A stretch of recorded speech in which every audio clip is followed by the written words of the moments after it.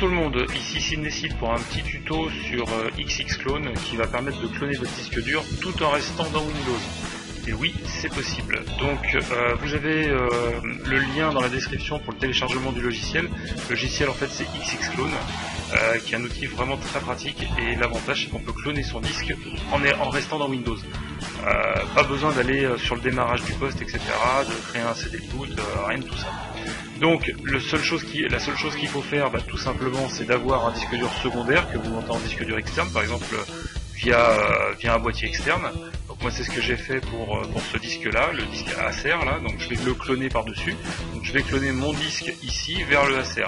Alors attention aux capacités, là c'est pour l'exemple, à la base j'ai fait l'inverse, j'avais un disque dur de 320 Go que j'ai cloné sur un disque dur d'1 Teraoctet qui m'a permis d'augmenter la capacité de mon PC. Là je fais l'inverse pour le tuto de démonstration. Mais faites attention, quand vous clonez un disque, de bien avoir de l'espace pour le faire. Donc ici pour le cloner, on va déjà lancer le logiciel. Donc le logiciel au lancement normalement scanne les disques et cherche les partitions. C'est assez rapide normalement, et il va trouver en fait la source de volume. Alors la source en fait, le volume source, il prend forcément ces deux points. Donc c'est normal qu'il retrouve celle où il y a celle qu'on veut cloner, puisqu'à la base on veut toujours cloner C. Donc par défaut, il va mettre ces deux points. Il va donc mettre en source le disque local C. Et en target, il mettra E ou ce que vous voulez. Donc ici, on va aller chercher le G Acer, ici, puisque c'est l'exemple du disque que je veux cloner. Si vous avez un doute, n'hésitez pas à revérifier vos lettres de lecteur, très important, parce que vous pourriez, par exemple, on pourrait effacer le F sans le faire exprès. Donc ça, soit vous le débranchez, et c'est ce que je vais faire pour éviter tout problème, soit vous faites attention à vos lettres, mais repérez quand même bien la lettre. Donc là, c'est G. Donc on est bien sur G Acer, et là on a le choix de faire une copie entière du volume en copiant tous les fichiers. Donc ici on va prendre cette option là. Alors les autres options sont pas valables parce que c'est des sauvegardes incrémentielles, etc. On n'est pas sur des backups de ce type là, on est vraiment sur le clonage du disque. Donc dans Advanced Settings on peut mettre des paramètres avancés en utilisant par exemple en disant qu'on le fait plus ou moins rapidement, donc ce qui peut avoir une copie plus juste ou moins juste. Bon, personnellement j'ai fait une copie high speed, il n'y a pas eu de problème. Mon disque tourne très bien, ça fait à peu près un mois que j'ai fait le clone, j'ai pas de soucis particuliers dessus. Enfin, j'en ai même pas du tout. Voilà. Après, vous pouvez choisir les options que vous souhaitez, comme éteindre l'ordinateur après que l'opération soit finie, etc., etc. Nous, ce qui nous intéresse vraiment, c'est de commencer à faire le clone. Alors, pour commencer à faire le clone, très simple, on clique sur Start, c'est tout. Donc là, on vous prévient, attention à ce que vous dit XXClone. Ici, on vous dit que tout va être effacé sur le volume cible et pas le volume source. Donc faites attention de bien être sûr en fait que votre volume cible soit le bon et que vous n'ayez pas confondu avec le volume source, enfin ou l'inverse, vous n'avez pas voilà, parce que tout va être effacé. Donc il vous prévient. Donc soit vous mettez oui pour enlever le message et dans le futur, soit vous mettez dans un prochain clone, soit vous mettez non pour terminer le programme immédiatement, soit vous faites cancel pour que ce warning, ce message d'alerte apparaisse à chaque fois. Donc ici on va mettre oui parce que moi il n'y a pas de souci. Donc là on vous répète encore une fois, attention, on est sur le point de cloner cette opération là, donc le volume source vers le volume cible. Donc on est bien sur le 1 Teraoctet, donc le C vers le G. Donc toutes les données existantes seront effacées. Donc êtes-vous sûr de vouloir continuer? Oui. Donc moi j'efface mon disque tout simplement parce que c'était l'ancien disque de ce PC là, donc j'ai les mêmes données que celles que j'ai dans le C actuel. Donc on fait oui. Et là en fait le logiciel copie très simplement tous les fichiers et c'est tout. Et on attend la fin de la copie. Et à la fin de la copie, je vous expliquerai ce qui se passe au démarrage quand on change le PC. A tout à l'heure, merci.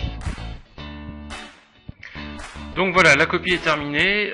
Donc il nous dit que XXClone a fini l'opération de clonage du volume. Voilà. Maintenant il faut que la cible devienne en fait bootable, c'est-à-dire qu'en fait il faut que ce disque dur qu'on vient de copier en fait puisse booter correctement via votre PC. Donc en fait il nous dit d'aller dans Boot Up Setting et Make Bootable. Donc on va aller faire OK. On va relancer XXClone.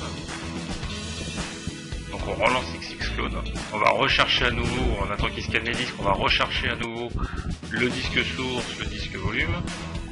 On va attendre qu'il finisse. Voilà, donc là on retourne sur Acer. On va aller dans Boot Up Setting. Voilà, make the target volume self-bootable.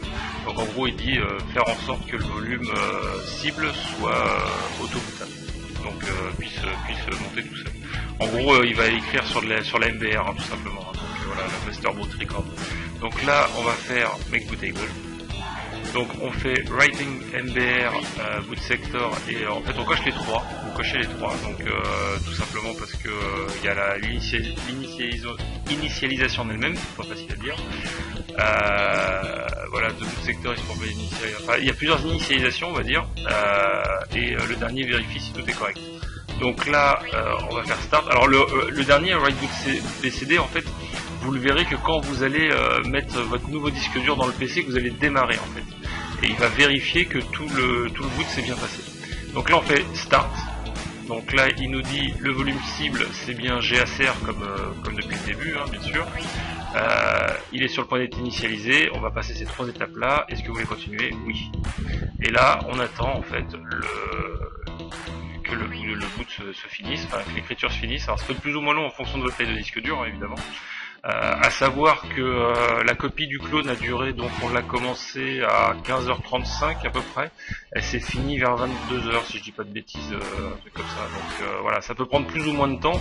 Après voilà, vous restez sur votre PC quoi, il n'y a pas besoin de démarrer quoi que ce soit. Enfin, franchement c'est vraiment pas mal.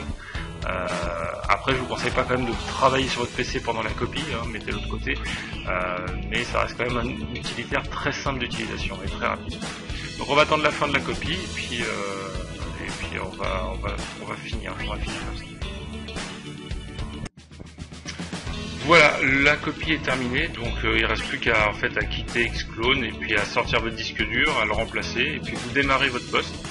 Et quand vous démarrez votre poste avec le nouveau disque dur, vous verrez un petit icône qui demandera est-ce que vous voulez faire le test. Vous mettez yes et c'est terminé.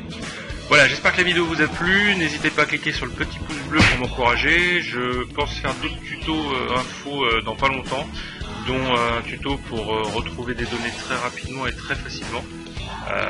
Voilà, à bientôt, ciao ciao.